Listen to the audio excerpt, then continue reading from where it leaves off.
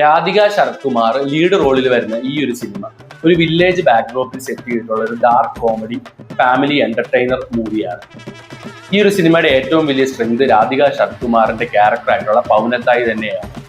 വളരെ സ്ട്രിക്റ്റും അതുപോലെ emotionally layered ആയിട്ടുള്ള ക്യാരക്ടർ വളരെ റിയലിസ്റ്റിക്കും ഗംഭീരമായിട്ടാണ് രാധിക ഈ സിനിമയിൽ പെർഫോം ചെയ്തിരിക്കുന്നത്. സിനിമയിലെ കോമഡി സീൻസ് ആണ് മറ്റൊരു ഹൈലൈറ്റ്. അതും എടുത്തു പറയേണ്ടത് ഈ ഒരു ക്യാരക്ടറിന്റെ മക്കളുടെ കോമ്പിനേഷനിൽ വരുന്ന കോമഡി രംഗങ്ങളൊക്കെ അതിഗംഭീരമായിട്ട് തന്നെ വർക്കൗട്ട് ആയിട്ടുണ്ട്. ഈ ഒരു സിനിമയുടെ ഫസ്റ്റ് ഹാഫ് നോക്കിക്കഴിഞ്ഞാൽ വളരെ എൻഗേജിങ് ആയിട്ട് കൂടുതൽ എന്റർടൈനിങ് വൈബിലുള്ള ഒരു ഫസ്റ്റ് ഹാഫാണ് സിനിമയ്ക്കുള്ളത്. വില്ലേജിലെ കോമഡി രംഗങ്ങളും കോമഡി ആയിട്ടുള്ള ക്യാരക്ടേഴ്സിനെയൊക്കെ കാണിച്ചു പോകുന്ന ഒരു നല്ല എന്റർടൈനിങ് ആയിട്ടുള്ള ഫസ്റ്റ് ഹാഫാണ് സിനിമയ്ക്കുള്ളത്.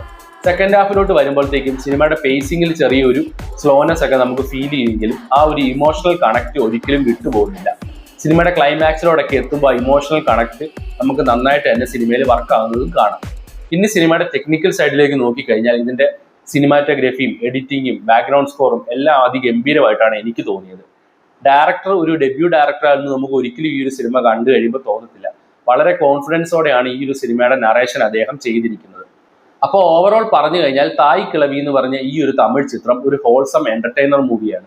ഈ ഒരു സിനിമ ജിയോ ഹോട്ട്സ്റ്റാറിലാണ് സ്ട്രീം ചെയ്യുന്നത്. നിങ്ങൾ കണ്ടിട്ടില്ലെങ്കിൽ തീർച്ചയായിട്ടും കണ്ടു നോക്കുക. നല്ലൊരു എന്റർടൈനർ മൂവിയാണ്.